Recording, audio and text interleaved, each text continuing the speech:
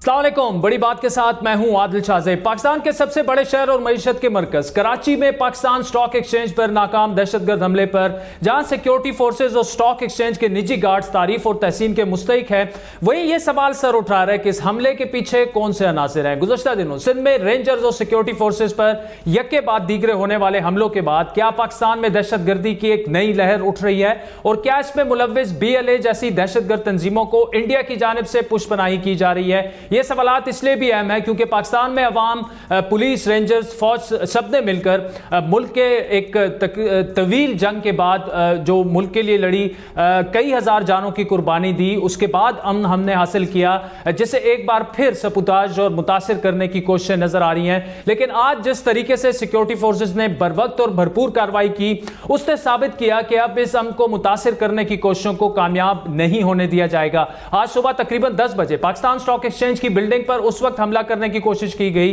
जब वहां ट्रेडिंग जारी थी। 4 दहशतगर्द जिनका ताल्लुक कलदम दहशतगर्द तंजीम BLA से बताया जाता है, एक गाड़ी में बिल्डिंग के मेन गेट पर पहुंचे और रुकते ही उन्होंने फायरिंग शुरू कर दी, जिससे 2 सिक्योरिटी गार्ड्स उस वक्त शहीद हुए।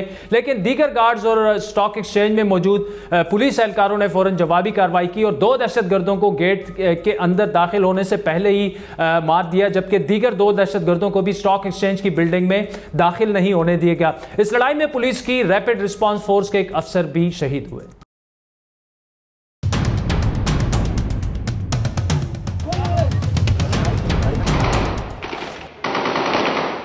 ये जो इतना लंबा पीरियड जिसमें वो उनको डिटर करते रहे, यहाँ पर पुलिस और हमारे साथी जो पर्सनल गार्ड्स थे स्टॉक एक्सचेंज के, उन्होंने ये मुकाबला किया है और उनको रोके रखा है। और सबसे बड़ी बात ये है कि गेट से अंदर किसी को नहीं घुसने दिया है, कोई भी टेररिस्ट जो है वो बिल्डिंग में नहीं घुस सका है। ये वाकया कैसे पेश आया, सिक्योरिटी फोर्सेज ने किस तरीके से यह हमला नाकाम बनाया, उन्हीं की जुबानी सुनते हैं।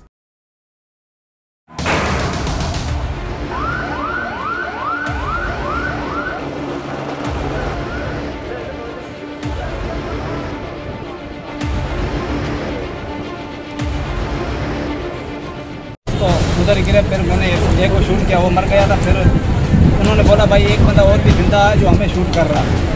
ये वादे सुनने में आया था लोगों को, तो मैंने भी फायरिंग बंद कर दी, वो पीछे भाग गए। तो 2 बंदे, उन्होंने बोला भाई 2 बंदे जो आगे फायरिंग करते जाओ और एक बंदा हमें कवर दे। जैसे वो 2 बंदे फायरिंग करता गया, एक बंदा फायरिंग करता, दूसरे ग्रेनेड फेंकता गया यहाँ से आगे। तो दूसरा बंदा जैसे निकला तो मेरे को उसने देख लिया था, मेरे उसको 2 गोलियाँ मारी, जख्मी हो गया। फिर उसने ग्रेनेड निकाला, एक हाथ में गोली मारी, वो हाथ टूट गया था, वेपन से वेपन नीचे गिर गई। तो उसने ग्रेनेड निकाला, ग्रेनेड की पिन निकालने वाला मेरे उसको सर की गोली मारी, तो वो नीचे गिर गया। जैसे नीचे गिरा 2 बंदे आगे गए, एक को मैंने पीछे से गोली मारी थी, वो थोड़ा जख्मी हो गया। फिर आगे भाई ने जो है कार्रवाई की। अहम बात यह है कि जाए वकूआ पर हलाक दहशतगर्दों से मिलने वाले सामान से अंदाजा लगाया जा सकता है कि वो स्टॉक एक्सचेंज में घुसकर एक तवील दौरानिये की तैयारी करके आए थे, जिसे बर वक्त नाकाम बना दिया गया। लेकिन यहां पर यह बात भी अहम है कि इस दौरान ट्रेडिंग को बड़ा कम वक्त के लिए रोकने के बाद दोबारा शुरू कर दिया गया और स्टॉक में तेजी देखने में आई। DG रेंजर्स के मुताबिक यह तमाम कार्रवाई सिर्फ 8 मिनट के अंदर मुकम्मल की गई और 4 दहशतगर्दों को हलाक कर दिया गया। यह भी कहा गया कि इस हमले में इंडियन खुफिया एजेंसी रॉ के मुलव्विस होने की निशानियां मिली हैं।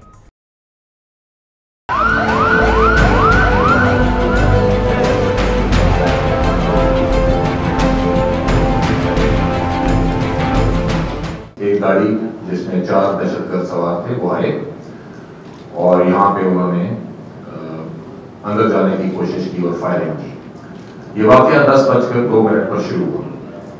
कंबाइंड एक सिक्योरिटी नेटवर्क था। उन्होंने 8 मिनट में इन 4 दहशतगर्दों को मारा। हतमी तौर पे जाहिर बात है जिस तरह से इन्वेस्टिगेशन होगी तो जो इमेजेस डेवलप होंगे उनसे आपको आगाह किया जाएगा, लेकिन स्ट्रेट अवे मैं ये आपको यकीन दिला सकता हूँ कि ये टेररिस्ट इंसिडेंट किसी होस्टाइल इंटेलिजेंस एजेंसी की मदद के बगैर नहीं हो सकता और उसमें सरफहरिस्त रॉ की फ्रस्ट्रेशन आप सबके सामने। याद रहे कि हालिया दिनों में सिंध में सिक्योरिटी फोर्सेस पर हमलों का एक नया सिलसिला शुरू हो चुका है। 11 जून को कराची में रेंजर्स की गाड़ी पर हमला किया गया, जबकि 19 जून को कराची, लड़काना और घोटकी 3 शहरों में रेंजर्स को मुख्तलिफ हमलों में निशाना बनाने की कोशिश की गई, जिनमें 2 रेंजर्स के एहलकार शहीद हुए। सिंध असम्बली के स्पीकर आगा सिराज दुरानी के मुताबिक हाल ही में सिंध असम्बली पर मुबैना दहशतगर्द हमले की साजिश भी बेनकाब हुई है। इस हाउस को भी थ्रेट थी, क्योंकि कुछ दिन पहले कुछ दहशतगर्द पकड़े गए थे और उनके यहाँ से कुछ तस्वीरें बरामद हुई थी असेंबली की एंट्रेंस की, खुसूसन बैक साइड की। वज़ीर-ए-आज़म के मुआविन ख़ुसूसी बराए कौमी सलामती डॉक्टर मुईद यूसुफ के मुताबिक इन हालिया कोशिशों के पीछे पाकिस्तान में रियासती दहशतगर्दी की मज़मूम साजिश जो है वो कार फरमा है। उनका इशारा क्या इंडिया की जानिब है, जो इस वक्त चीन से लद्दाख के महाज पर शिकस्त के बाद सुबकी उठा रहा है। और ऐसे में पाकिस्तान की जानिब से हुकूमत को सिफारती तौर पर, अंदरूनी तौर पर और सियासी तौर पर क्या करना चाहिए, बात करेंगे डॉक्टर मुईद यूसुफ से। वज़ीर-ए-आज़म के मुआविन ख़ुसूसी हैं। आपकी मैंने 2-3 ट्वीट्स देखी, एक तो बड़ा एक अफसोसनाक वाक़या पेश आया, लेकिन ये इंटरनेशनल टेररिज्म है और इसको जोड़ा जा रहा है कि किस तरह स्टेट स्पॉन्सर्ड पाकिस्तान में एक दफ़ा फिर टेररिज्म की जा रही है, कोशिश की जा रही है इंडिया की जानिब से, और BLA और इंडिया के दरमियान भी लिंक, ये मैं आपकी ट्वीट से मैं बता रहा हूँ। क्या पहले से हमें इस बात का अंदाज़ा था? ये तो कहा जा रहा था कि फॉल्स फ्लैग ऑपरेशन वगैरह हो सकते हैं, लेकिन हमें अंदाज़ा था कि इस किस्म की कार्रवाइयाँ जो हैं वो भी हो सकती हैं पाकिस्तान में।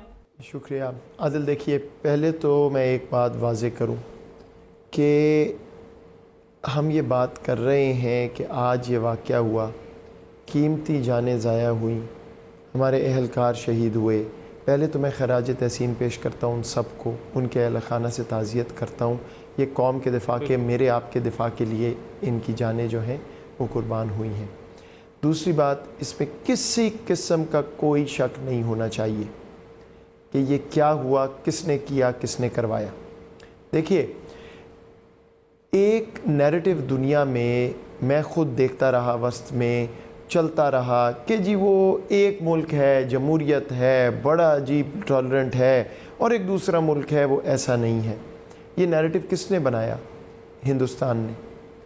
आज हम दुनिया को बार बार ये कह रहे थे, कहते जा रहे हैं, 5 अगस्त के से पहले हिंदुस्तान ने पूरी दुनिया का मजाक उड़ाया, झूठ बोला कि एक दहशतगर्दी का वाक़या होने वाला है, इसलिए हम लाखों और फौजी वहाँ ला रहे हैं। और दहशतगर्दी क्या थी? 5 अगस्त को कश्मीर में इलीगल यूनिलैटरल ऑक्यूपेशन, उसको आपने 370 आर्टिकल वगैरह वगैरह रिवोक किया। हमने कहा बड़ी देर से कश्मीर में डेमोग्राफिक चेंज की तरफ, कश्मीरियत को ख़त्म करने की तरफ हिंदुस्तान का हदफ है। दुनिया दूसरी तरफ देखती रही। आज डोमिसाइल लॉ जो है वो क्या कर रहा है? ज़मीनें दे रहा है, नौकरियां दे रहा है, और जो कश्मीरी 330-40 दिन से एक जेल में बंद हैं, ओपन जेल में बंद हैं, उनको अब इंसान भी नहीं रहने दिया जा रहा। पहले ही जानवर बनाया हुआ था, अब और भी ज़्यादा ये वाज़े हो गया। अच्छा, अब आ जाइए कि पाकिस्तान के अंदर दहशतगर्दी कोई नई चीज़ नहीं है।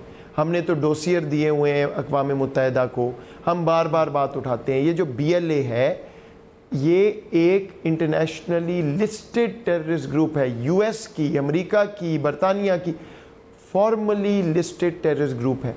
अच्छा, उसको एक मुल्क इस्तेमाल कर रहा है अपने प्रॉक्सी के तौर पे, और दूसरे मुल्क में ये करा रहा है। तो हमारे बारे में झूठ जो ये मनगढ़ंत बातें करते रहे, अभी भी बेचारे कहते हैं जी दिल्ली में कुछ होने लगा है, तो वो जी इन्फिल्ट्रेशन, वैसे लाखों फौजी बिठाई हुई हैं कश्मीर में, लेकिन जी कहीं से इन्फिल्ट्रेशन।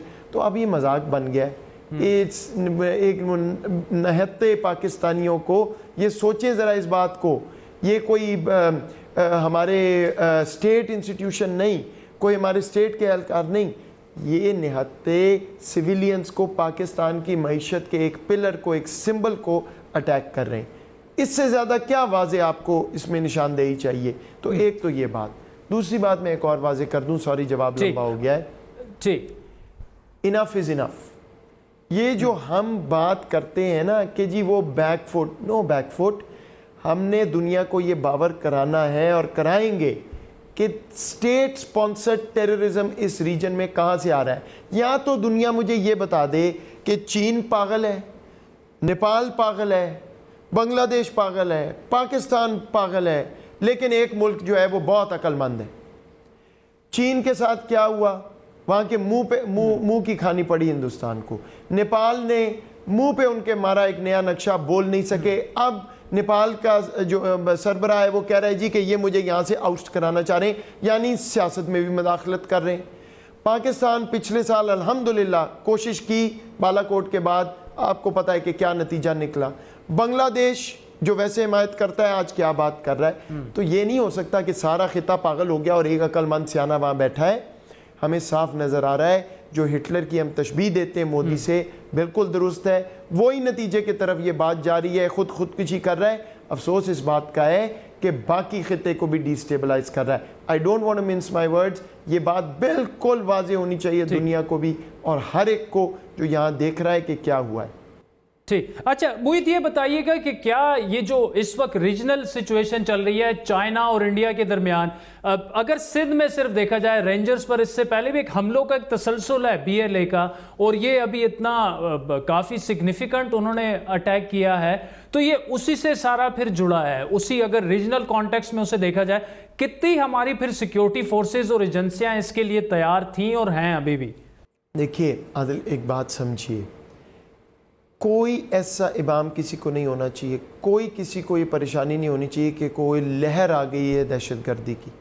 बिल्कुल खुदा न खास्ता कोई ऐसी बात नहीं है। वो 10 साल पहले की बातें लोग बहुत जल्द कर देते हैं। ठीक है, एक बहुत ही मुश्किल वक्त था पाकिस्तान के लिए, वन ऑफ इवेंट पहले भी हुआ है। ये अपनी कोशिश बढ़ा रहे हैं क्योंकि हर तरफ से इनकी सरजरिश हो रही है।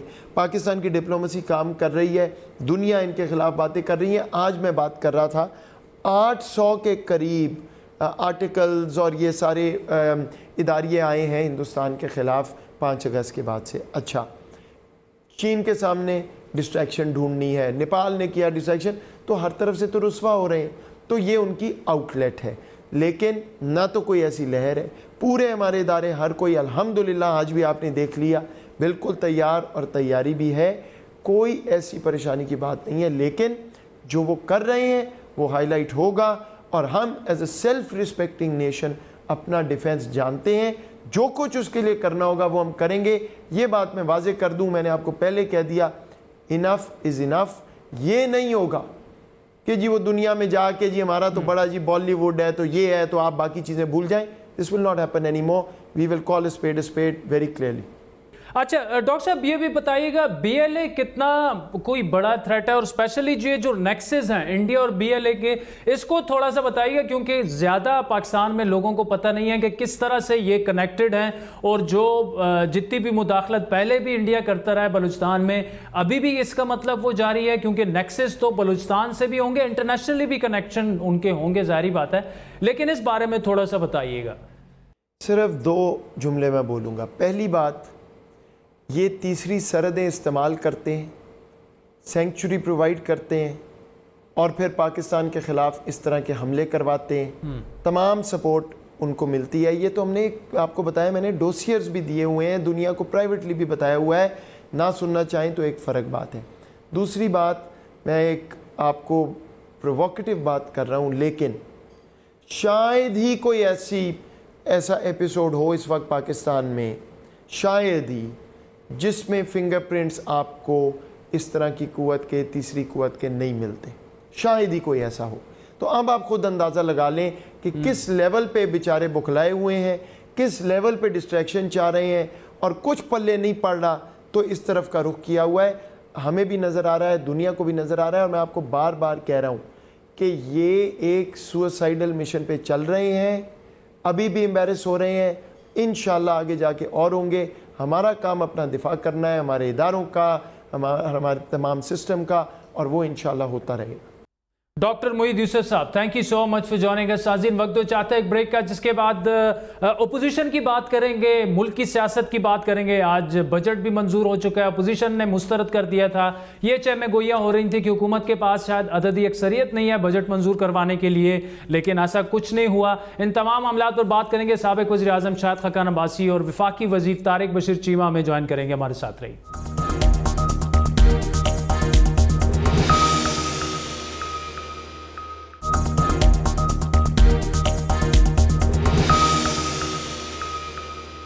वेलकम बैक नाज़रीन। वज़ीर-ए-आज़म इमरान खान की जानिब से अपने इत्तेहादियों को दिए जाने वाले गुज़श्ता रात के शाइए के बाद आज वफाकी हुकूमत और तहरीक इंसाफ ने बजट भी मंजूर करवा लिया और कौमी असम्बली में फिलहाल अपनी अक्सरियत का सबूत भी देते हुए उन तजियों की नफी करने की कोशिश की कि उनके तमाम इत्तेहादी उनके साथ नहीं और हुकूमत को अददी तौर पर अक्सरियत बरकरार रखने में मुश्किलात का सामना है। आपको याद दिलाते चले कि गुज़श्ता रात वज़ीर-ए-आज़म इमरान खान ने हुकूमती और इत्तेहादी अरकान असम्बली के एजाज़ में शाइए से खिताब करते हुए ये कहा था कि रोज उन्हें सुबह खबर मिलती है कि आज जा रहा हूं, कल जा रहा हूं, लेकिन हमारे सिवा कोई चॉइस नहीं। आज ये जो सारी आपकी ऑपोजिशन है, मेरे लिए कितना आसान है 5 साल गवर्नमेंट करना। सिर्फ मैंने इनके 8-9 लोगों को ये कहना है कि तुम फिक्र ना करो, तुम्हारे केसेस हम आगे नहीं बढ़ने देंगे। लेकिन तब ये पार्टी, ये हमारी गवर्नमेंट, हम तब ख़त्म होंगे जब हम अपने नज़रिए से पीछे हटेंगे। इमरान खान ने हुकूमत के इत्तेहादियों को यह यकीन दहानी भी कराई कि इत्तेहादी हुकूमत का जो है वो अहम हिस्सा है, उनके तहफ़्फ़ुज़ात दूर किए जाएंगे और इत्तेहादियों को साथ लेकर चला जाएगा। लेकिन अहम बात यह कि इस शाइए में काफ लीग शामिल नहीं थी और ना ही हाल ही में हुकूमती इत्तेहाद से अलहदगी इख्तियार करने वाली BNP मैंगल शरीक हुई, जबकि काफ लीग की जानिब से एक अलग शाइए का एहतमाम किया गया गुज़श्ता रात, जिसमें बलूचिस्तान अवामी पार्टी, ग्रैंड डेमोक्रेटिक अलायंस और आज़ाद रुकन असम्बली असलम भूतानी ने भी शिरकत की। ये तमाम वो इत्तेहादी हैं जो गाए बगाए हुकूमत की कारकर्दगी पर ना सिर्फ तहफ़्फ़ुज़ात का इजहार करते रहे हैं बल्कि अपनी शदीद नाराज़गी का इजहार भी करते रहे हैं। लेकिन आज बजट में काफ लीग ने हुकूमत का साथ दिया और मजमूई तौर पर हुकूमत ने 161 वोट लिए, जो बज़ाहिर तो सादा अक्सरियत से कम है, लेकिन हुकूमत के मुताबिक 9 अराकीन कोरोना से मुतासिर हैं, 3 अराकीन करीबी अजीज़ों की फौतगी और 2 बैरून मुल्क होने की वजह से ईवान में मौजूद नहीं थे। लिहाजा हुकूमत ने साबित कर दिया कि कौमी असम्बली में तहरीक इंसाफ की इत्तेहादी हुकूमत जो है उसे अक्सरियत हासिल है, जबकि दूसरी जानिब अपोजिशन की जानिब से सिर्फ 118 वोट जो हैं वो बजट की मुखालफत में पड़े, जो बज़ाहिर अपोजिशन की सफ़ों में भी दरारों की निशानदही करती है और इन दावों की नफी भी कि हुकूमत के खिलाफ एक बड़ा इत्तेहाद इकट्ठा हो चुका है, जिसमें खुद हुकूमत के चंद नाराज अराकीन भी शामिल हैं। लेकिन इन दावों और हकाइक में हकीकत कितनी है, इसका अंदाजा आने वाले दिनों में ही हो सकेगा, क्योंकि फिलहाल हुकूमत पर परफॉर्मेंस के लिए दबाव बढ़ता जा रहा है। हुकूमती MNAs हों, इत्तेहादी हों, परफॉर्मेंस पर तनकीद कर रहे हैं। आज बजट में सपोर्ट के बावजूद काफ लीग के रहनुमा मुनस इलाही ने ट्विटर पर एक मानी खेज पैगाम दिया कि हुकूमत के 5 साल पूरे करना जरूरी है या अवाम से किए गए वादे। दूसरी जानिब पीपल्स पार्टी की जानिब से नाराज इत्तेहादियों से राब्तों की खबरें भी सामने आ रही हैं, जिसके बाद आज बिलावल भुट्टो ने कौमी असम्बली में वज़ीर-ए-आज़म से मुस्ताफ़ी होने का मुतालबा भी किया। हमारे वज़ीर-ए-आज़म के लिए 2 ही ऑप्शंस रहते हैं, 2 ही ऑप्शंस रहते हैं। या हमारा वज़ीर-ए-आज़म मान ले कि वो गलत है, माफी मांगे अवाम से, माफी मांगे इस हाउस से कि मैंने गलत फैसले किए हैं, मुझे माफ कीजिए, अब हम सब मिल के काम करें, एक पाकिस्तान हो के काम करें और इन सारे मसाइल का हल करें। या हमारा वज़ीर-ए-आज़म इस्तीफा दे। बेहतर ही होगा कि हमारा वज़ीर-ए-आज़म अपने आप को क्वारंटीना में रखे, कोई नोटिस ना ले, कोई तकरीर ना करे। बिलावल भुट्टो के जवाब ने शाह महमूद कुरैशी, जो कि वजीर खारजा भी हैं, तहरीक इंसाफ के सीनियर रहनुमा भी हैं, तुर्की बदुर्की जवाब दिया। सौदा करने नहीं आए, सौदागर नहीं है, नजरिए का सौदा नहीं करेंगे। धमकियां दे लो, सड़कों पे आ जाओ, अपने नजरिए का सौदा नहीं करेंगे। इमरान खान इस्तीफा दे दे, क्यों दे दे, किस मंतक से दे दे? Imran Khan enjoys the confidence of the house, इस्तीफा नहीं देंगे। किस बाग की मूली है, इस्तीफा दे दे, नहीं देंगे, नहीं देंगे। क्या कौमी असम्बली में गर्मा गर्मी किसी बड़े सियासी तूफान का पेशखेमा है? क्या आज बजट के दौरान हुकूमती नंबर सामने आने के बाद इन अफवाहों में दम टूट जाएगा कि हुकूमत को किसी किस्म का खतरा है? और क्या दीगर अपोजिशन जमातें भी वज़ीर-ए-आज़म के मुस्ताफ़ी होने या हुकूमत का तख्ता उलटने में दिलचस्पी रखती हैं? इन तमाम सवालात पर बढ़ेंगे। साबिक वज़ीर-ए-आज़म मुस्लिम लीग नून के रहनुमा शाहिद खाकान अब्बासी साहब हमारे साथ मौजूद हैं, जबकि वफाकी वज़ीर मुस्लिम लीग काफ के रहनुमा तारिक बशीर चीमा साहब ने भी हमें ज्वाइन किया। तारिक बशीर चीमा साहब, कल बड़ा इंपॉर्टेंट एक डिनर था प्राइम मिनिस्टर साहब का, सारे इत्तेहादी उसमें गए। मुस्लिम लीग काफ का अपना डिनर था, लेकिन आपने कहा हम डिनर पे नहीं आएंगे लेकिन बजट में वोट देंगे। अब ये बात तो तकरीबन इस्टेब्लिश हो चुकी है कि नाराजियां हैं, जो वादे आपसे किए वो पूरे नहीं किए गए, बार बार कमेटियां बनी, मुख्तलिफ लोग आपसे आए। अब सिचुएशन कहाँ तक आप गवर्नमेंट को सपोर्ट करते रहेंगे? क्योंकि देखें अवाम आपसे चाह रहे हैं, डिमांड कर रहे हैं, इकोनॉमी की सिचुएशन हो, पेट्रोल प्राइसेस जिस तरह से आई, तो आप डिसक्रेडिट तो पूरा हो रहे हैं इस हुकूमत के साथ, लेकिन अगर आपके अपने काम नहीं हो रहे तो तब तक ये बर्दाश्त का मादा जो है वो आपका कायम रहेगा। देखिए आदिल साहब, हमने ये कल जो खाने पे ना जाने वाली बात है या खाने पे बुलाने वाली बात है, ये हमने 4-5 रोज पहले तय किया था। पिछले साल भी हमने इत्तेहादी जमातों को एक लक्ष्य दिया था और इस साल भी ऐसे ही हम 4-5 रोज पहले बैठे हुए थे असेंबली हॉल में, तो दोस्तों ने कहा कि जी पिछले साल आप खाना खिलाकर फिर गायब हो गए हैं, तो हमने कहा जी साहब बिस्मिल्लाह, आप अब भी आ जाए, आपका अपना घर है, आप खाना खाएं। तो हमने वो खाना डिनर हमने अरेंज किया। परसों शाम को हमें पता चला कि प्राइम मिनिस्टर साहब ने एक डिनर मैनेज किया है और वो पार्लियामेंट्री पार्टी को डिनर दे रहे हैं। अब हमारे लिए बतौर मेजबान ये मुश्किल था कि हम अपना डिनर कैंसिल करें और मेहमानों से कहें कि जी आप हमारे खाने पे ना आए क्योंकि वज़ीर आज़म साहब ने खाना कर दिया है। तो हमने तो खाना, कोई इसमें कोई कॉन्स्पिरेसी थ्योरी नहीं थी, इट जस्ट गेट टूगेदर थी और हमने मतलब वो अपना वो खाना किया और इसमें कोई कतर कोई बात नहीं थी आदिल साहब। पहली बात। दूसरी बात अपना दूसरा तो चीमा साहब, इसका मतलब ये आज अभी जी कब तक जी बोलिए। देखिए मैंने कल भी कहा था कि हम वोट देंगे बजट में, बजट को मंजूर करवाएंगे और हमने आज वोट दिया भी है बजट, सबने देखा हमने वोट दिया बजट।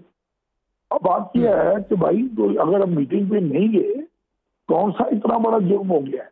हमारी अपनी कुछ रिजर्वेशन होंगी जो हमने पीटीआई की हुकूमत को कन्वे की है और उसमें कोई हमारे मुतालबात नहीं है इस किस्म के, लेकिन वो बड़ी जेन्युइन मसले हैं एक दो जो हमने कन्वे किए हैं और मैं समझता हूँ कि प्राइम मिनिस्टर साहब को इसका जवाब देना चाहिए। अच्छा, इसमें चीमा साहब आज मोनस इलाही साहब ने ट्वीट किया, जिस तरह कल प्राइम मिनिस्टर ने कहा था कि हर हाल में 5 साल पूरे करेंगे, तो मोनस साहब ने यह कहा है कि जी हर हाल में पूरे करें आप 5 साल, लेकिन साथ में वादे भी पूरे करें अपने। तो बड़ी एक मानी खेज उन्होंने यहाँ पर बात की है कि आपके जो तहफ़्फ़ुज़ात हैं, जो आपके वादे हैं, जो आपने अपने वोटर से किए, वो पूरे ना हो तो 5 साल पूरे करने का वैसे तो फायदा नहीं है। तो मुनस साहब ने भी बड़ी मानी खेज बात की है, तो मतलब नाराजगी तो अपनी जगह मौजूद है ना? नहीं, मानी खेज बात आदिल साहब, देखिए आप इसको जिस तरीके से मर्जी इस बात को ट्विस्ट कर लें, मुझे ये बताएं इसमें गलत बात कौन सी है कि अगर हम अपने इत्तेहादी जमात को ये मशवरा दें कि 100 बिस्मिल्लाह मुद्दत जरूर पूरी करें, लेकिन आप वादे भी पूरे। देखिए हम 86 लोग हैं यार, एक कश्ती के सवार हैं, हम इनके साथ एक कश्ती के सवार हैं और अगर ये इनकी कश्ती किनारे लगेगी तो हम भी किनारे लग जाएंगे, और इनकी कश्ती अगर किनारे नहीं लगती, ये बात मैं पहले भी कर चुका हूँ भाई, कि क्योंकि हम किसी मुशावरत में शामिल नहीं है, हमारे साथ किसी फैसले में मुशावरत नहीं की जाती, ये तो अपनी गलतियों की वजह से नुकसान उठाएं, हमें खुदकुशी पे क्यों मजबूर कर रहे हैं? हमने आगे अपने लोगों में वापस जाना है, हमने लोगों को बताना है। मतलब मैं तो देखिए हमारा कोई इस तरह का ऐसा इख्तिलाफ नहीं है, कोई हमें पता है हम एक छोटी पार्टी है, हम क्यों मतलब इस तरीके से, लेकिन छोटी पार्टी होने के बावजूद हम इनके वाहिद इत्तेहादी हैं पंजाब में, जहाँ पर तो 4-5 सियासी जमातें होंगी, पंजाब में हम अकेले इनके इत्तेहादी हैं और मैं समझता हूँ कि इनको रवैये वो रखने चाहिए जो इत्तेहादियों के साथ होने चाहिए। तो हम तो इसलिए भी ज्यादा परेशान नहीं है आदर साहब। ठीक, अच्छा चीमा साहब आखिरी सवाल आपसे। जी ठीक है, ठीक है जी जी जी जी जी। अच्छा चीमा साहब देखिए, मैं आप चूंकि जेन्युइन पॉलिटिकल वर्कर हैं, काफ़ी अरसे से आपके पूरे पॉलिटिकल कैरियर को बहैसियत सहाफ़ी फॉलो भी हम करते आए हैं, मैं आपसे हेडलाइन यहाँ पर नहीं चाह रहा। इस वक्त जो मुल्क के मसाइल हैं, अवाम के मसाइल हैं, कौम के मसाइल हैं, आपके सामने है। टीवी पे जो बोला जा रहा है, जो अब आप अपने हल्के में जाने वाले दिन 2-3 दिन गुजारते हैं हफ्ते के, इन मसाइल का हल अगर ना निकला तो मेरा सवाल आपसे ये है कि डिसक्रेडिट साथ में मुस्लिम लीग काफ भी होगी, जिसका आपको एहसास है, लेकिन कब तक ये चलता रहेगा ये सिलसिला? एक टाइम ऐसे भी तो आएगा कि आप कहेंगे कि यार अगर आप ये मसले हल नहीं कर रहे, हमसे मुशावरत नहीं कर रहे, हम डिस्क्रेडिट इतने हो चुके हैं कि हलकों में नहीं जा सकते, अल्लाह हाफिज। ऐन मुमकिन है जी, ऐन मुमकिन है ऐसा टाइम आ जाए, कोई बड़ी बात नहीं है। देखें ना, हमने कोई भी सियासी जमात हो, इवन पाकिस्तान तरीके इंसाफ है, इमरान खान साहब की सबसे बड़ी ख्वाहिश तो यही होगी ना कि पाकिस्तानी अवाम उनसे खुश हो, पाकिस्तानी अवाम के मसाइल हल हों। और अगर हम हल नहीं कर पा रहे और अगर मसाइल कम होने की बजाय मसाइल बढ़ते जा रहे हैं, तो ये कहना कोई बुरी बात तो नहीं है। आपने हुकूमत से अगर अलर्जी इख्तियार करनी है और किसी मकसद के लिए करनी है तो कोई इतना बड़ा जुर्म नहीं है यार, वजारत छोड़नी है, वजारत लेनी तो नहीं है, कोई इतना बड़ा मसला तो नहीं है, कोई इतना बड़ा इशू नहीं होना चाहिए इसमें।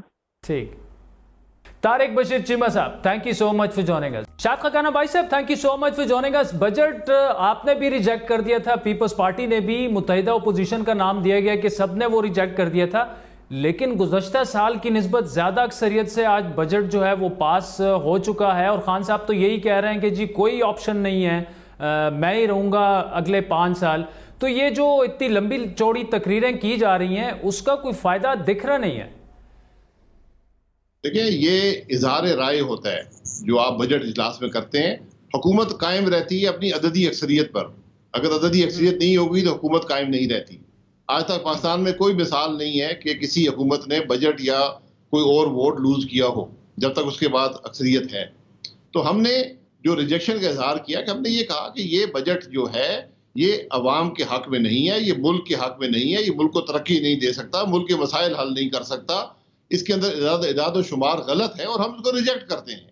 ये पाकिस्तान के अवाम की राय है, हमने उसका इजहार कर दिया। अब वोटिंग होती है, उसमें वोट पड़ते हैं, हुकूमत के पास वोट होते हैं, वो उसको पास कर लेते हैं, बात खत्म हो जाती है। यही तरीका होता है हर साल।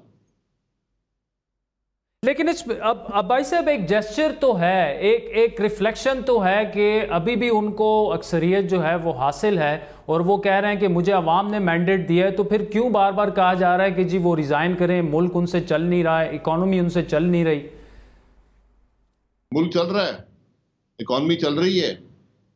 बात तो ये है ना, अगर मुल्क चल रहा होता तो आज कोई बात ना करता, हम भी बात करने के काबिल ना होते। हम भी कहते हैं हाँ जी मुल्क चल रहा है, क्या हो सकता है, इमरान खान साहब भी 5 साल रहे। यहाँ तो एक एक लम्हा इमरान खान का इस मुल्क पे भारी है, उसके असरात आपने देख लिए हैं। आप अपने स्टूडियो से बाहर निकले, सड़क पे जाएं, किसी शख्स से पूछें तो आपको बताएगा कि मुल्क के क्या हालात है, उसका हल क्या है। अच्छा, अब भाई साहब इस वक्त पीपल्स पार्टी जो है, जितने भी तकरीबन इत्तेहादी हैं जो नाराज़ हैं या जो छोड़ के चले गए हैं, मैंगल साहब हो गए, काफ लीग वाले हो गए, वो उनसे राब्ते में है, बाकी अपोजिशन को भी इकट्ठे करने की कोशिश कर। नून लीग इस महाज पे इतना मुतहद नहीं नज़र आ रही, या सामने वो मीडिया में वो चीज़ें रिफ्लेक्ट नहीं हो रही, क्योंकि एक स्ट्रैटेजी तो बनानी होगी। अगर इमरान खान साहब को रिज़ाइन करवाना है तो उसका जमहूरी आइनी तरीका ये है कि अदम एतमाद की तहरीक लाई जाए, कुल इन हाउस चेंज की बात की जाए। ऐसी कंक्रीट कोई चीज सामने नहीं आ रही, सिर्फ ये कहा जा रहा है कि उनसे मुल्क नहीं चल रहा और उन्हें घर जाना पड़ेगा। लेकिन क्या है ऑप्शन, क्या है मतलब कोई लाए अमल, कोई अपोजिशन का तो अभी तक कोई कंक्रीट सामने आया ही नहीं। देखिए, ये एक राय का इजहार होता है। हम ये समझते हैं कि जो लोग भी ये जानते हैं, जो जमात भी ये समझती है, जो जिसने अपने वोटर्स को फेस करना है कि मुल्क नहीं चल रहा, ये हुकूमत नहीं चल रही, इमरान खान एक वज़ीर-ए-आज़म के तौर पे फेल हो चुका है, तो वो लोग इकट्ठे होने चाहिए और उनको आगे का रास्ते का तयन करना चाहिए। अगर वो रास्ता अदम एतमाद का है, और मैं हमेशा कहता हूं कि हमारे निज़ाम में जो अदम एतमाद का तरीक़ाकार है वो तकरीबन नामुमकिन है, और ख़ास तौर पर आज के हालात में तो नामुमकिन है कि अगर मैं अदम एतमाद करता हूं तो मुझ पे लाजिम है कि 168 मेंबर असेंबली के अंदर लेकर आऊं और उनसे वोट करवाऊं। यहां पर तो आपको, और उसमें तकरीबन 2 हफ्ते का प्रोसेस होता है। मैं शायद इस असेंबली के चंद मेंबरान में हूं जो अदम एतमाद का हिस्सा रहे हैं, मैं इसको जानता हूं। तो यहाँ तो नैब आपके 30 मेंबरान उठा के ले जाएगी, बात खत्म हो जाएगी। ये मामलात हैं, लेकिन इससे मुल्क के हालात बेहतर नहीं होंगे। तो हम ना किसी गैर जमहूरी अमल का हिस्सा बनना चाहते हैं। हम जमहूरी इक़दार के अंदर रहकर मुल्क के मसाइल की बात करते हैं कि आज एक हुकूमत नाकाम हो चुकी है, हो सकता है उसके पास अददी अक्सरियत हो, क्योंकि अगर कोई आदमी अपनी पार्टी जिसमें वो इलेक्ट हुआ होता है उसके खिलाफ अगर वोट देता है वो डिसीट हो जाता है, वो डिसीट किया जा सकता है। तो इसके लिए आज पूरे मुल्क में जो सियासी कुव्वतें हैं उनको इस बात का अंदाजा लगाना चाहिए कि हालात कहां पर पहुंच गए। हालात बहुत खराब हैं। अगर हमने उनका आज सियासी मुकाबला ना किया, उन हालात को बेहतर बनाने की सियासी हल ना निकाला, तो कल फिर बात सड़कों पे होगी, और सड़कों से कभी भी जो है वो जमहूरियत वहां से बचकर नहीं निकलती। हमेशा जो वार होता है जमहूरियत पर ही होता है।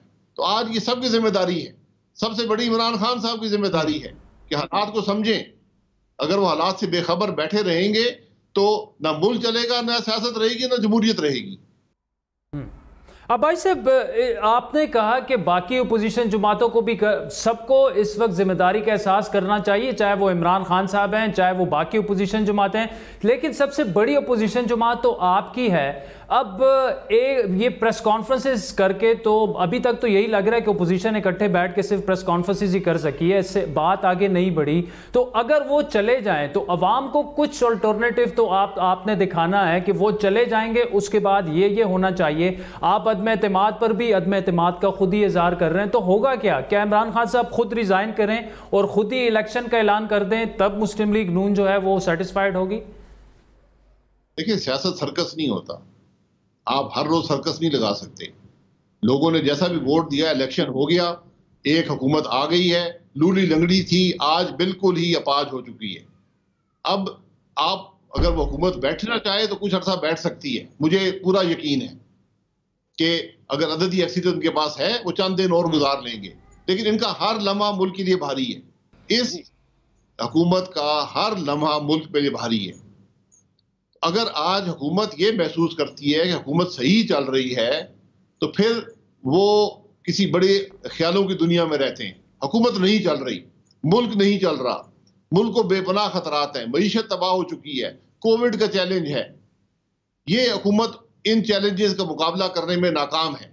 हुकूमत में ना एहलियत है, ना उसके अंदर कोई अखलाकी इक़दार है, ना हुकूमत को जमहूरी इक़दार पर चलती है। इसलिए ये हुकूमत अगर आज खुद कोई बेहतर फैसला नहीं करेगी, इस मामले का हल निकालने के लिए अपोजिशन तरफ हाथ नहीं बढ़ाएगी, तो कल फिर जो जमहूरी अमल है वहीं से कोई हल निकल आता है। और जैसे मैंने पहले कहा कि अगर बात सड़कों पे चली गई, उसके असरात जमहूरियत के लिए बेहतर नहीं होते। तो आज सबसे बड़ी जिम्मेदारी हुकूमत की है कि वो एहसास करे कि हमसे हुकूमत नहीं चल रही, हमने मईशत को तबाह कर दिया है और हम ही इसका हल तलाश करें। तो मिलकर इस मुल्क की सियासी कुव्वतों को हल तलाश करना होगा, वरना ये वहां से इत्तेहादी नाराज होंगे, कोई यहाँ आएंगे, कोई अदम एतमाद की कोशिश होगी, उससे मजीद खराबी बढ़ सकती है। क्योंकि ये बात वाज़ेह है कि हम अगले तो मुल्क के मफाद में, मैं आपको जाती मफाद की बात नहीं कर रहा हूँ, ये मुल्क अगले 3 साल इमरान खान का मुतहम्मल नहीं हो सकता। इमरान खान जो मर्जी समझे कि वो चॉइस नहीं है, चॉइस अल्हम्दुलिल्लाह दुनिया में हमेशा रहती है, कुदरत खुद चॉइसेस देती है। बहुत से लोगों ने कहा है कि मेरे अलावा कोई चॉइस नहीं थी।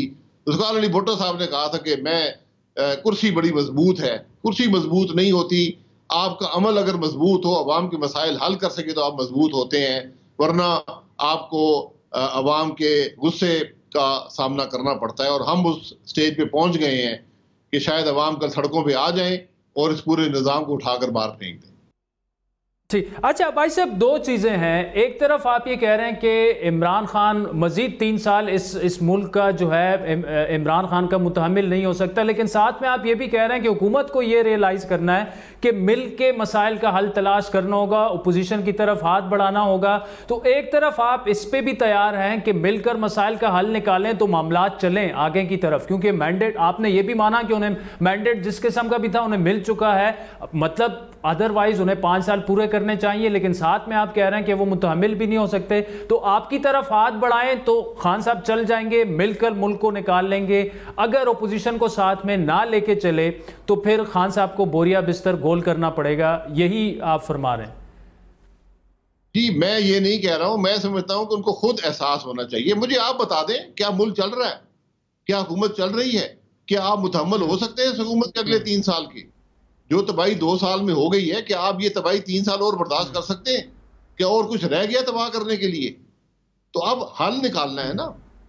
तो जब सियासी लीडरों का ये काम होता है, सियासत ये नहीं होती कि आप इलेक्शन जीते इक़्तिदार में आ जाएं, एक सर्कस लगा लें, रोज एक सर्कस लगे, आज मैं आपको गाली निकालूं, कल मुझे आप निकालेंगे, फिर मैं दम एतमाद करूं, आप एक हॉर्स राइडिंग का बाजार यहां पर लग जाए। ये चीजें हमने बहुत देख ली हैं, हाल इनसे नहीं निकलता। ये एक्सट्रीम स्टेप्स होते हैं। वो भी एक इजहार, हमारे मुल्क में इत्तेहाद जो अदम एतमाद है, ये एक इजहार राय का तरीका होता है कि हम ये समझते हैं कि अब आप काबिल नहीं रहे। इससे पहले कि उस राय का इजहार किया जाए, हुकूमत को खुद समझना पड़ेगा। हुकूमत खुद बता दे कि रास्ता क्या है, आगे कोई रास्ता नहीं है। आप इस बजट को देख लें, हमने इसीलिए कल बजट को पब्लिकली मुस्तरद किया कि ये बजट अवाम के मसाइल का हल नहीं है, ये पाकिस्तान की तरक्की का हल नहीं है, ये पाकिस्तान की मईशत को बेहतर बनाने का हल नहीं है, ये पाकिस्तान को बेहतर मुस्तकबिल देने का हल नहीं है, ये नौजवानों को रोजगार देने का हल नहीं है। तो हुकूमत तो आज नाकाम हो चुकी है, इसका इतराफ हर शख्स करता है, हुकूमत के बच्चों से इतराफ होता है। जी ठीक। अब भाई साहब देखिए, लोग एतराफ़ करते रहेंगे, राय आमा भी आहिस्ता आहिस्ता, मतलब जितनी हमारे लोगों से बात होती है वो तहरीक इंसाफ के वोटर बल्कि सपोर्टर, इलेक्टेड MNAs MPAs वो परफॉर्मेंस से खुश नहीं है। लेकिन मसला ये है कि अगर जमहूरी तरीके एतमाद है, इन हाउस चेंज है, वो भी आप कह रहे हैं कि उस तरह से उसकी पॉसिबिलिटी, और हम सबको पता है माजी सियासी तारीख हमारे सामने है कि बरसर इक़्तिदार लोगों के खिलाफ इतना आसान नहीं है तरीके एतमाद को लाना। हल फिर क्या होगा? मतलब मैं ये समझना चाह रहा हूँ आपसे कि अगर अवाम भी मायूस हो जाएं, ओपोजिशन जमातें भी मायूस हैं, गवर्नमेंट फिर भी इंसिस्ट कर रही है हमारे पास मेजॉरिटी है, हमें 5 साल का मैंडेट मिला है, हम ठीक करके दिखाएंगे, आप अदम एतमाद भी नहीं ला रहे, what's the way out? Solution फिर क्या होगी, वो समझना चाह रहा हूं मैं आपसे। देखिए, आप भी वही बात कर रहे हैं, मैं भी वही बात कर रहा हूं, आप भी जानते हैं कि हालात क्या है, मैं भी जानता हूं, सड़क पर हर शख्स जानता है। अगर कोई जानता नहीं तो इमरान खान है। अगर इमरान खान ये समझता है कि जो 2 साल से मुल्क को तबाह किया है 3 साल और करेगा तो ये उसकी खाम ख्याली है, नहीं हो सकता। अददी बर्तरी बड़ी जल्दी जाती है, ये बात भी याद रखें। अददी बर्तरी जाने में देर नहीं लगती। अददी बर्तरी के सिर पे अगर आप सिर्फ हुकूमत करेंगे ये मामला नहीं चलेगा। हुकूमत होती है अमल से, हुकूमत होती है अवाम के मसाइल के हल से, मुल्क को बेहतर मुस्तकबिल देने की, नौजवानों को रोजगार देने की, मुल्क को तरक्की देने की। अगर आप वो नहीं कर पा रहे तो फिर लीडरशिप यही होती है कि उसका हल निकालें। ये मतलब नहीं कि अगर अददी बर्तरी असेंबली में आपकी बरकरार है, मुल्क में आग लगी हुई है, तो वो अददी बर्तरी ज्यादा देर बरकरार नहीं रहती। ठीक। अब भाई साहब ये बताइएगा, आखिरी सवाल आपसे, लेकिन बड़ा ये अहम सवाल है, पॉलिसी इशू पे आपसे बात करना चाह रहा था। पाकिस्तान स्टील मिल हो या PIA हो, आपके दौर में भी जिस तरह के खसारे बर्दाश्त करने पड़े, कौमी ख़जाने पर जितना बोझ रहा, अब भी वही सिचुएशन है। जो भी, चाहे आपने प्राइवेटाइज करने की कोशिश की, नहीं होने दिया गया, अब ये गवर्नमेंट अगर करेगी फिर भी नहीं होने दिया जाएगा। क्या कम से कम ऐसे कौमी मसाइल पर कुछ कंसेंसस नहीं हो सकते? अगर गवर्नमेंट इनको प्राइवेटाइज करना चाह रही है, आप भी उनका साथ दें कि कम से कम ये जो अरबों रुपए महीने के इन दोनों इदारों पर गवर्नमेंट के लग रहे हैं, उससे तो कम से कम बचा जा सके। एटलीस्ट ये 2-3 बड़े अहम इश्यूज पर तो कंसेंसस हो सकता है। देखिए, जब हमें इश्यूज का पता नहीं होगा तो क्या कंसेंसस करेंगे? स्टील मिल आज टोटल जो आपका बोझ है स्टील मिल का इस मुल्क पर, वो 3.5 अरब रुपया सालाना है जो आप तनख्वाह देते हैं। आप बिल्कुल प्राइवेटाइज कर दें स्टील मिल, मुझे कोई एतराज नहीं है। हमने भी पूरी कोशिश की, हमने सूबों को लिखा आपको स्टील मिल चाहिए मुफ्त की ले लें, किसी ने नहीं ली। इस तरह PIA है, PIA हुकूमत के अंदर नहीं चल सकता, इसको प्राइवेटाइज करने की जरूरत है। आज PIA के मुलाजमीन का हल, PIA के इदारे का हल सिर्फ इस बात में है कि उसको प्राइवेटाइज किया जाए। हमने भी कोशिश किया, नहीं हुआ, नाकाम हो गए। तो आज कम से कम उस बात को समझ लें कि हुकूमत के अंदर रहते हुए ये चीज नहीं चल सकती। आज आपका सबसे बड़ा मसला जो है वो आपके लॉसेस हैं पावर सेक्टर के। उधर तो वो बात कर पीआईए, मैंने बताया ना, स्टील में 3.5 अरब है, पीआईए 40-50 अरब का बोझ डालता है, लेकिन जो आपका पावर सेक्टर है ये 250 से 300 बल्कि उससे भी ज्यादा अरब रुपए का, तकरीबन 1 अरब योमिया का बोझ ये मुल्क पर डालता है। उसका हल निकालने की जरूरत है और वो हल कंसेंसस से निकलेगा। हुकूमत मसले को लेकर आए, उसका हल निकल सकता है। इस हुकूमत ने बजाय सर्कुलर डेट यानी जो असल नुकसान है पावर सेक्टर का वो कम करने के, इन्होंने दुगना कर दिया। लेकिन झूठ बोल बोल कर ये कहते हैं कि नहीं जी हमने उसको कंट्रोल में कर लिया है। हकीकत जो है बड़ी मुख्तलिफ है, वो तकरीबन 2000 अरब पे जा पहुंचा है। तो इस किस्म की बातें अगर आप झूठ इतना बोलेंगे कि आप खुद यकीन करना शुरू कर दें तो फिर आप मसाइल का हल नहीं ढूंढ सकते। शाहिद खकाना भाई साहब, thank you so much for joining अस। नाज़रीन, वक्त हुआ चाहता है एक ब्रेक का, जिसके बाद बात करेंगे पेट्रोल की प्राइसेस की। हम तकरीबन गुज़श्ता 4 हफ्ते से आपके सामने एक्सक्लूसिव स्टोरीज उस पर ला रहे हैं, किस तरह कीमत पहले कम की गई, उससे पेट्रोलियम का बहरान पैदा हुआ, बिल्कुल तेल वगैरह किसी को नहीं मिल रहा था। उसके बाद अचानक से कीमतें बढ़ी, जिन जिन ने तेल ज़ख़ीरा किया अरबों रुपए रातों रात उन्होंने कमा लिए। कैसे कमा लिए, आपसे ये शेयर करेंगे एक ब्रेक के बाद।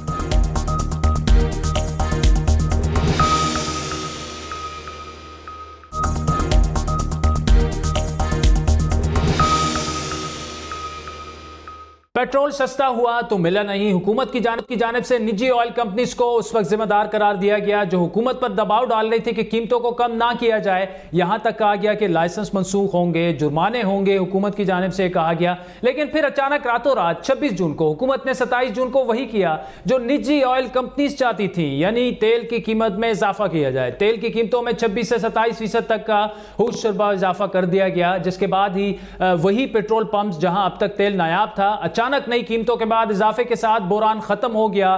तेल वाफिर मिकदार में हर पेट्रोल पंप पर पहुंच चुका था। हुकूमत ने दावा किया कि बैनुल-अक़वामी तौर पर कीमतें बढ़ने के बावजूद हुकूमत ने कम कीमतें बढ़ाई हैं। लेकिन इस सवाल का जवाब नहीं दिया गया कि आम तौर पर हर महीने की आखिरी तारीख को तेल की कीमतों का तयन किया जाता है, उसमें इजाफा या कमी की जाती है। तो फिर इस बार 5 दिन पहले क्यों अचानक ऐसा किया गया, खुसूसन एक ऐसे वक्त में जब तेल की कीमतें बढ़ने जा रही थी। और बड़ी बात के जराए के मुताबिक ओगरा की जानिब से सिफारिशात का भी इंतजार तक नहीं किया गया, काबीना को एतमाद में नहीं लिया गया।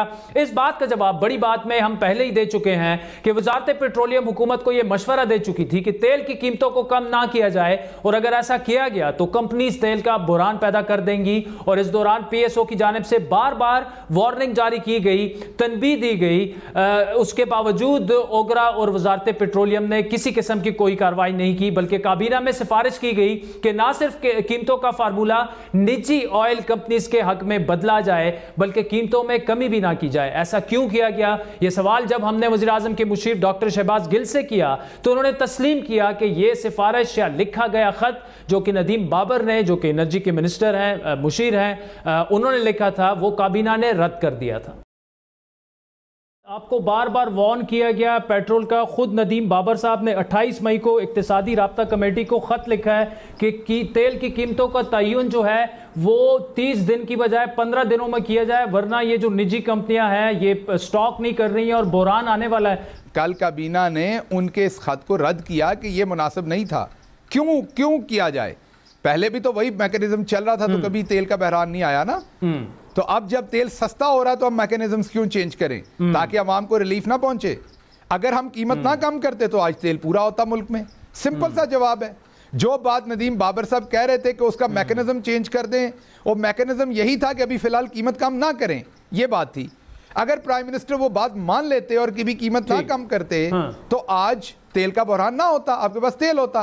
प्राइम मिनिस्टर ने क्यों कम किया, ये खतरा लेके कि भले बहरान हो जाए, क्योंकि प्राइम मिनिस्टर ने गरीब को रिलीफ देने की कोशिश की।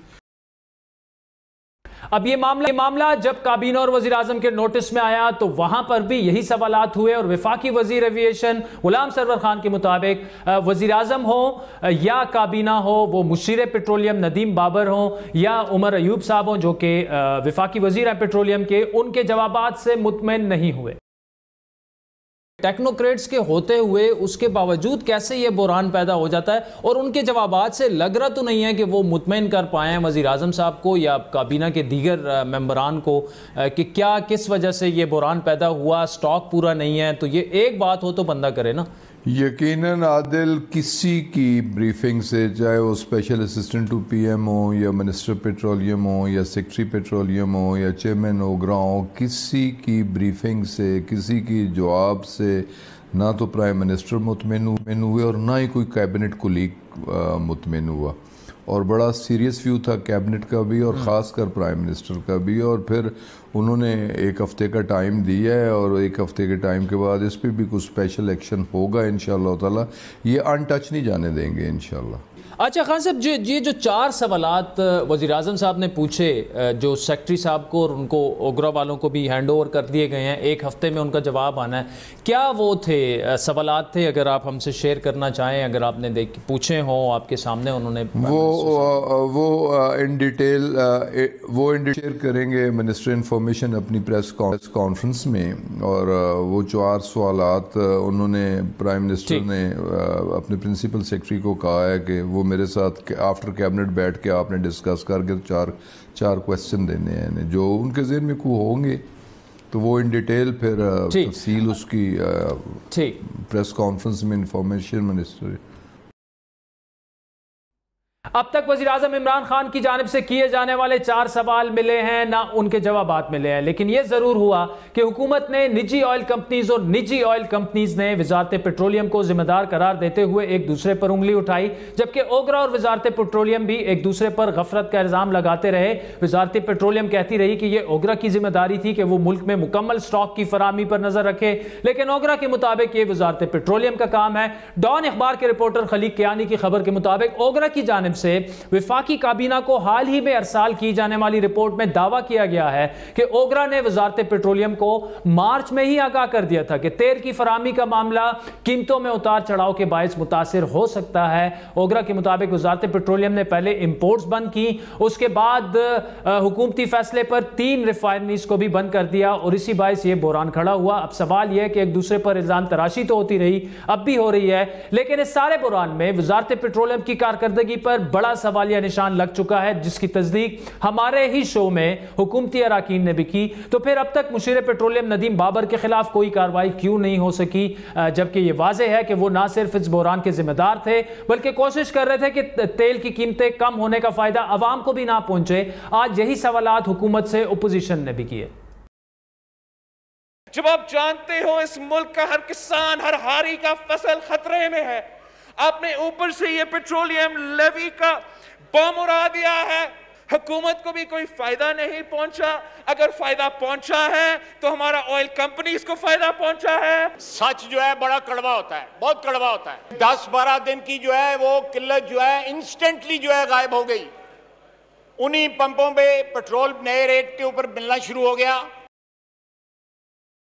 मामला सिर्फ बैनुल-अक़वामी मंडी में तेल की कीमतों में उतार चढ़ाव का नहीं नाज़रीन, बल्कि यह सवाल भी अहम है कि हुकूमत तेल पर लेवी की मद में कितना टैक्स और मुनाफा कमा रही है। और क्या ये उन दावों और नारों के खिलाफ नहीं जो तहरीक इंसाफ उस वक्त किया करती थी जब वो अपोजिशन में थी। मार्च के महीने में ही हुकूमत ने फैसला कर लिया था कि पेट्रोलियम लेवी के तहत नॉन टैक्स रेवेन्यू का टारगेट 216 अरब से बढ़ाकर 300 अरब कर दिया जाएगा और कंज्यूमर्स यानी आम आवाम की जेब से 84 अरब रुपए पेट्रोल में जो इजाफा किया जाएगा प्राइसेस में, डीजल में, वो निकलवाए जाएंगे। अहम बात यह है कि पेट्रोलियम लेवी बढ़ाने का कानून 2018 में नून लीग के दौर में बदला गया, जिसके तहत अब हुकूमत जब चाहे पार्लियामान को एतमाद में लिए बगैर पेट्रोलियम लेवी यानी टैक्सेस बढ़ा सकती है। यानी एक जानिब हुकूमत तेल की कीमतें कम करने का फायदा आवाम तक पहुंचाने में नाकाम रही, तो दूसरी जानिब पहले तेल कंपनीज पर जुर्माने के बाद 5 दिन पहले कीमतें बढ़ाकर उन्हीं को फायदा पहुंचा दिया गया और आवाम की जेब से लेवी की मद में इजाफी रकम भी वसूल की जा रही है, जबकि बहरान की सारी जिम्मेदारी निजी कंपनीज पर लगाकर हुकूमती अराकीन की गफलत को बचाया जा रहा है। जिसके बाद सवाल उठता है कि हुकूमत और वज़ीर आज़म की जानिब से माफियाज को खत्म करने के दावे किस हद तक दुरुस्त हैं और हुकूमत में फैसला साजी करने वाले अवाम के लिए फैसले कर रहे हैं या कि अपने लिए। हमने इस पर नदीम बाबर साहब से भी किया, मुशीर पेट्रोलियम है, उमर अयूब साहब जो कि वजीर हैं, ये हमारे प्रोग्राम में आकर बड़े अहम सवालात के वो जवाब दे सकते हैं। हम मुंतज़िर रहेंगे। उम्मीद है कि वो आज कल में आकर इन तमाम सवालात के जवाबात जो कि हम आवाम के लिए करेंगे आपके सामने रखेंगे। आज के प्रोग्राम पर आपके फीडबैक के मुंतज़िर रहेंगे। हमारा ट्विटर हैंडल है @बड़ी बात। मुझे मेरी टीम समेत इजाज़त दीजिए। खुदा हाफ़िज़।